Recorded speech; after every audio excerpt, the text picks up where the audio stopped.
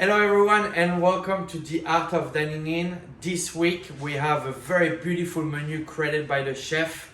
It's surrounded by the Mediterranean flavors, so plenty of spice, of char, of texture. So this week we decided to go with a very Victorian wine pairing. You have those beautiful wines which are all showcasing different part of the region. Maybe Noah, you want to start with the first wine? Absolutely. So for the first wine, I'm going with Moulin Sauvignon Blanc. It's 2019. We are in the Morable Valley in Geelong. This is a Sauvignon Blanc. It retains the acidity, high acidity to match with the tortellini. However, there was in the winemaking 30% Austrian oak, so it's a bit more textural. It's really nice and lifted. We really like it with the tortellini, the delicacy of the sage, the spinach, the brown butter and the hazelnut. It's really fantastic to start the courses with. Nice, Noah. For the second wine, we have decided to go with Joshua Cooper. So Joshua Cooper is one of the most sought after young producer in Victoria, let alone in Australia. We are in Macedon Range in a little village called Rumze. This is 100% Chardonnay 2019 from a vineyard called Cobb Williams Vineyard. This wine will match perfectly well with the charred squid. The salinity of the wine, the acidity and the freshness will go quite well with the flavor of the squid. Yet you have plenty of texture to go with that sort of charred character as well as the black garlic.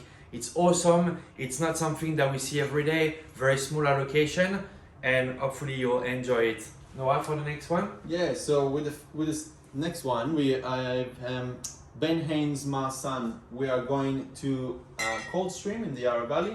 We have a bit of age on those bottles, so it's 2015. Marsan is a variety that Xavier and myself sharing a big passion for. It has a fantastic texture, it has a fantastic acidity, it gives that freshness within that pocket in Victoria. And with the cauliflower, the spices and the aioli, it's really cuts through fantastic. For the next course, one of our all-time favorite producer on the Mornington Peninsula, Hurley Vineyard.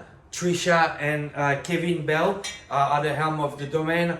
They are located in the sub-region called Bannering, which is on the northern part of the peninsula, where it's slightly warm. The very special part of that is that they are on the outpost of a clay, which is quite rare in that part of the peninsula. We are with 100% Pinot Noir to match with the fish tagine. The fish tagine has lots of spice, lots of richness, lots of texture coming from the sauce, yet the flavor of the fish is quite soft and delicate. So we wanted to pair that with the beautiful Pinot Noir that has the spice, has the earthiness, but also got that very beautiful delicate tannin to go with the fish. But we also have, outside of the fish tagine, we have the lamb tagine. Maybe you want to talk about it? I have to say, I personally love tagine. It's one of my favorite dishes. And with the lamb tagine, we have a bit more rusticity on that dish. And with the next wine, we are going to the Macedon Ranges. We have a fantastic wine from Cobo Ridge. It's a Lagrain. So Lagrain is a variety that comes from North Italy, from Tyrol. It's beautiful, silky. It has that smoky character and a bit of grip. So it works really well with a good protein on that dish, matches all the spices, and really fantastic to have that balance of those two. Yeah, and then also I have to say one more thing about the grape variety. They were the only one and the first one to do Lagrain in Australia, so it's very unique, very special. And the next point is that Joshua Cooper is actually the son of Alan and Nellie Coopers. It's quite exciting. And for our last course, which is a sticky day pudding, which I love, that richness, that caramel, we're going in Rutherglen with a classic wine, which is a Grand Muscat, Rutherglen fortified wine. This spent about 25 years on average in barrel, so you have plenty of sort of complexity, spices, and a lot of depth in the concentration of the fruit and the sweetness, which will go quite well with the last dessert.